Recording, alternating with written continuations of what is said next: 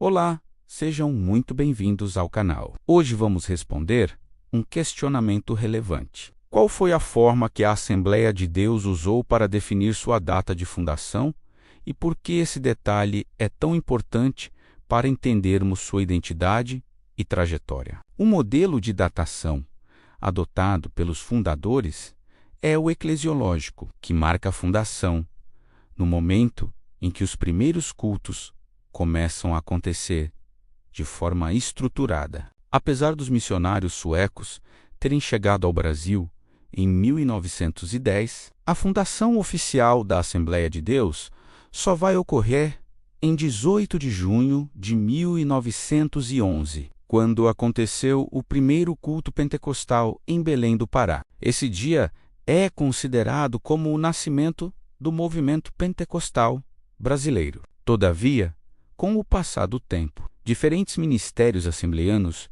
passaram a adotar formas distintas de marcar sua própria fundação. Alguns optaram pela data dos primeiros cultos, outros escolheram a data da construção dos templos. Assim surgiram duas vertentes principais.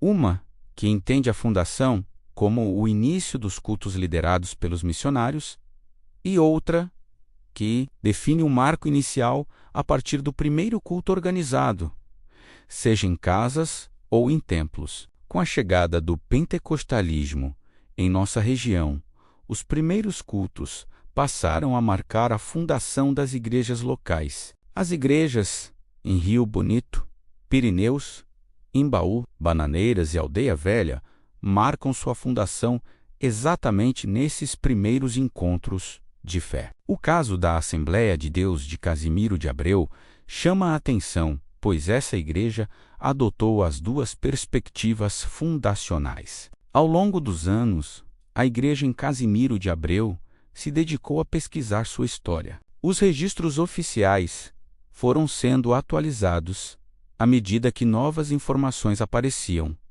algo muito comum à historiografia. Pesquisas com membros mais antigos revelaram que o primeiro núcleo de fé teria surgido na região serrana do Tenar. Em 2002, sob a liderança do pastor Eliel Pereira, foi publicado um livro sobre a história da igreja, afirmando que o evangelho chegou ao Tenar por volta de 1937. Mas, segundo os registros, o primeiro culto organizado teria ocorrido apenas em 1941 e não na chegada dos primeiros evangelistas. Essa data foi confirmada por relatos orais e também por uma fotografia datada de 25 de dezembro de 1941, que registrava acontecimentos de 30 de novembro daquele ano. Todavia, outras fontes indicam que pastores e evangelistas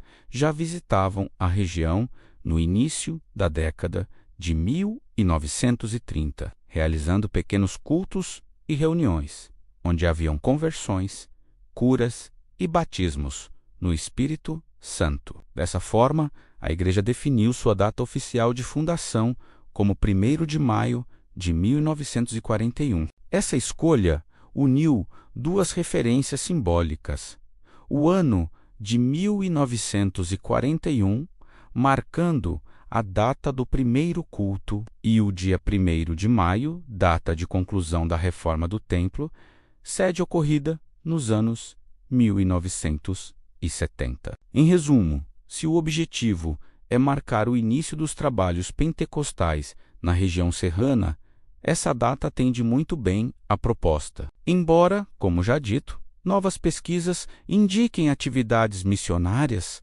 desde 1931. Entretanto, o mais importante aqui não é questionar a tradição, e sim entender seu valor simbólico. Os relatos de origem valorizam pessoas, memórias e momentos especiais, e por conta disso, a data de 1º de maio de 1941 possui relevância e valor. Dentro da cidade de Casimiro de Abreu, os registros oficiais apontam que os primeiros cultos urbanos foram dirigidos por Hermenegildo Marinho. Em 1943, na antiga Estrada do Cachoeiro, hoje chamada Estrada Eduardo Tarran, no bairro Vargem Grande. Entretanto, novas fontes apontam que, em 1931, o evangelista Manuel José de Mendonça realizou cultos próximos à linha de ferro Leopoldina,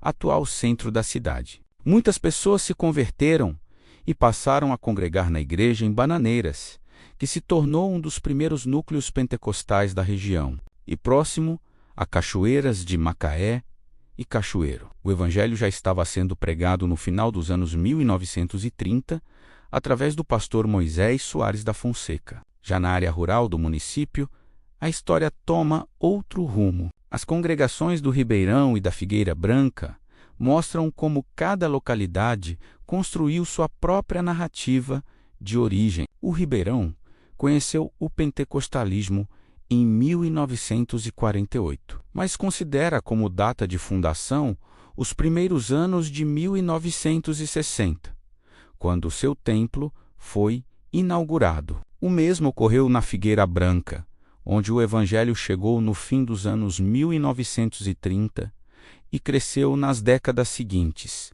mas a fundação oficial é marcada em 1962, quando foi construída a ponte sobre o Rio da Figueira, que deu acesso à comunidade e permitiu a edificação do templo. Essas histórias mostram que a fundação de uma igreja é mais do que uma data no calendário. Ela representa a memória de uma comunidade, a fé de seus pioneiros e o testemunho das gerações que vieram depois. Essas e outras informações estão no livro Passa a Indaiaçu e Ajuda-nos, do pesquisador local Manassés Daut. Se você gostou desse vídeo, deixa seu like, se inscreva no canal e compartilhe para que mais pessoas conheçam essa parte importante da nossa história.